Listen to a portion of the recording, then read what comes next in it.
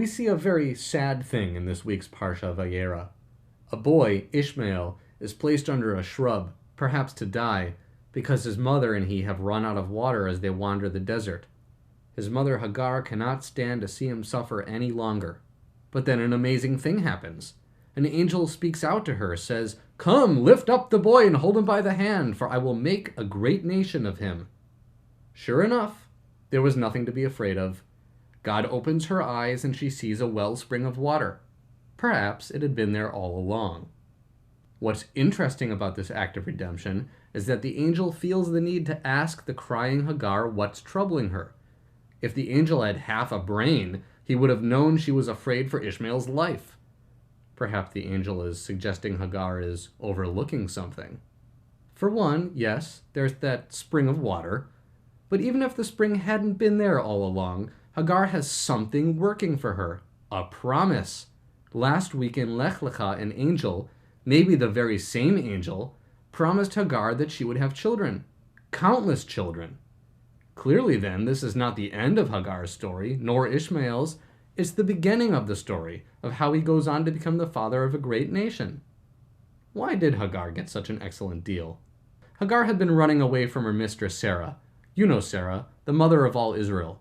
Apparently Sarah, who hadn't yet had a child of her own, didn't like the fact that Hagar, her servant, was carrying her husband Abraham's baby, even though she'd suggested this arrangement in the first place.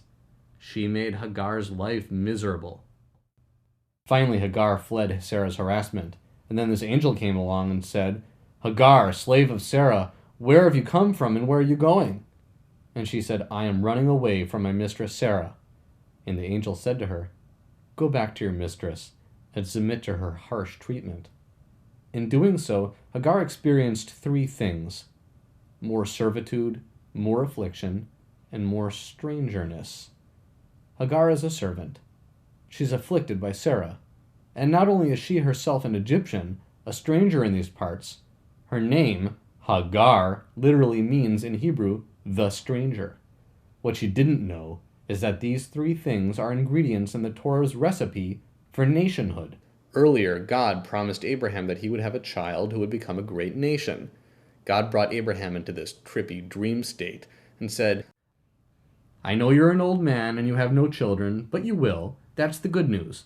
The bad news is that these children will go on to experience exile, strangeness in a land not theirs. They'll be afflicted in slavery." And lo and behold, Abraham's children through Sarah become a great nation. So just as Israel went from becoming a family to becoming a great nation in Egyptian slavery, Hagar and her children are also bound for greatness.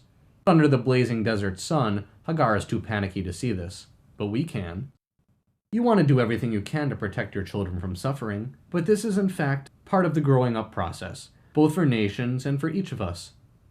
Could you have become the independent, compassionate, thoughtful person you are without the challenges you've weathered, without the journeys you've survived?